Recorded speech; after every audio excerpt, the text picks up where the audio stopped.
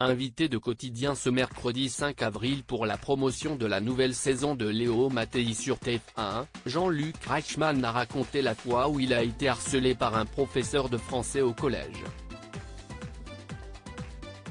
Ce mercredi 5 avril, pour le troisième numéro de la semaine, Yann Barthès recevait Jean-Luc Reichmann et Stomy Bugsy, tous deux à l'affiche de la série Léo Mattei, Brigade des mineurs sur TF1.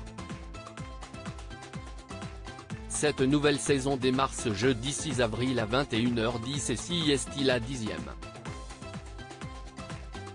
Alors que Yann Barthès recevait également une enseignante sur le plateau, Jean-Luc Reichmann en a profité pour raconter la fois où il a été harcelé par un professeur de français au collège. Un souvenir traumatisant pour l'animateur de 62 ans.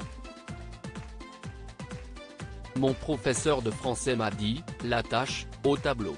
Face à Yann Barthès qui soupçonnait l'animateur de ne pas aimer les professeurs, Jean-Luc Reichmann, qui a avoué avoir de l'estime pour les enseignants, est revenu sur une réflexion qui visait sa tâche de naissance. À l'âge de 14 ans, c'était le phénomène de la différence. Devant 32 élèves, mon professeur de français m'a dit, la tâche, au tableau. D'un seul coup, si est-il vrai qu'on le prend dans le bide. Ça marine et puis on se dit qu'on est tous différents. On a tous été différents, il y avait des petits, des roux, des taches de rousseur, des gros, des minces, des blacks, des maghrébins. Et alors, quel est le problème? Si est-il notre différence qui fait notre force? Je me bats pour la différence depuis des années. Frère d'une sœur, Marie-Laure atteinte de surdité, Jean-Luc Reichmann est très engagé dans la lutte contre la différence. Il avait confié son combat dans une interview à Télévision Grande Chaîne en avril 2021, je me bats pour la différence depuis des années. Je ne sais pas si vous savez, mais il paraît que j'ai une tache sur le nez.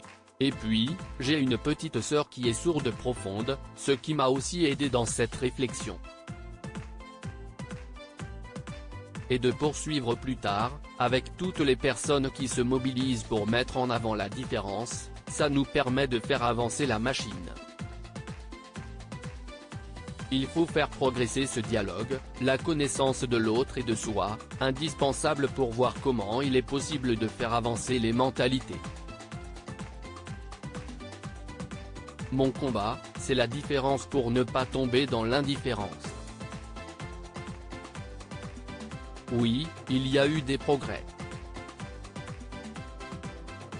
Mais on continue à se battre, a-t-il souligné.